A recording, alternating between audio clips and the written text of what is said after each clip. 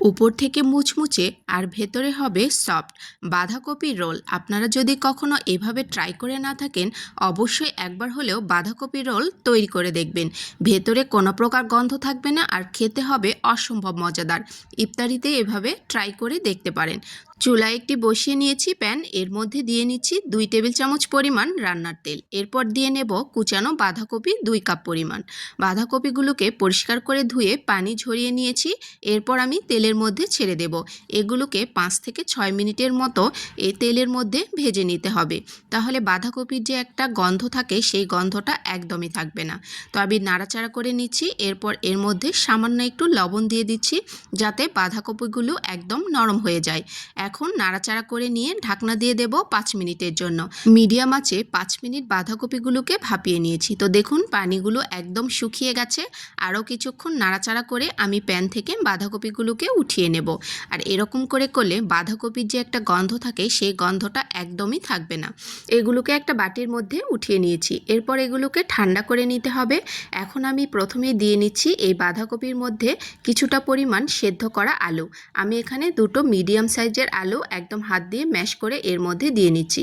এখন দিয়ে নেব কিছুটা মশলা। প্রথমে দিয়ে নিচ্ছি কিছুটা পরিমাণ ধনেপাতা কুচি।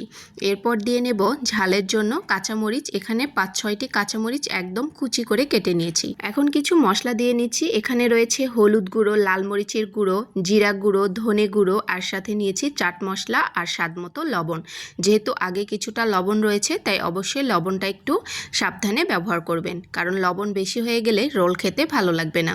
তো সবগুলো মশলা ভালো করে বাঁধাকপির সাথে মিলিয়ে নিতে হবে। আর সব মশলাগুলো আমি 1/4 চা চামচ করে ব্যবহার করেছি। এখন রোলগুলোকে বানিয়ে নেব। তো একটা প্লেটের মধ্যে আমি 2 টেবিল চামচের মতো ময়দা ছড়িয়ে নিচ্ছি। এখানে আটা দিলেও হবে। তো এখন আমি রোলগুলোকে 2 হাত দিয়ে বানিয়ে নেব। আর এগুলো বানানো খুবই সহজ। হাত দিয়ে একটু লম্বা করে নিলেই এর শেপটা তৈরি করে নেওয়া যায়। এরপর এরকম ময়দার মধ্যে গড়িয়ে নিতে হবে। তো সবগুলোকে একই রকমভাবে বানিয়ে নিয়েছি। এদিকে আমি কিছুটা আটার গোলা তৈরি করে নিয়েছি আর সাথে নিয়েছি ব্রেড ক্রাম্বস। এখন এই পাতলা গোলার মধ্যে এই রোলগুলোকে চুবিয়ে ব্রেড ক্রাম্বসের মধ্যে গড়িয়ে নিতে হবে। তো এরকম করে আপনারা কিন্তু ডিপ ফ্রিজেও সংরক্ষণ করে রেখে দিতে পারেন। তো আমি সবগুলো একই রকমভাবে বানিয়ে নিয়েছি। এখন এগুলোকে গরম তেলে ভেজে নেওয়ার পালা। তেল দিয়ে নিয়েছি কড়াইয়ের মধ্যে বেশ কিছুটা, একটু বেশি পরিমাণ তেল দিয়ে আমি এগুলোকে ভেজে নেব।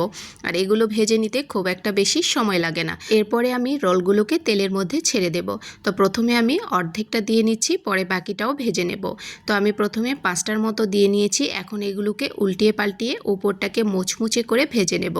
এইভাবে বাঁধাকপির রোল তৈরি করে দেখবেন, অসম্ভব মজাদার হয়, কোনো প্রকার বাঁধাকপির গন্ধ থাকবেই না।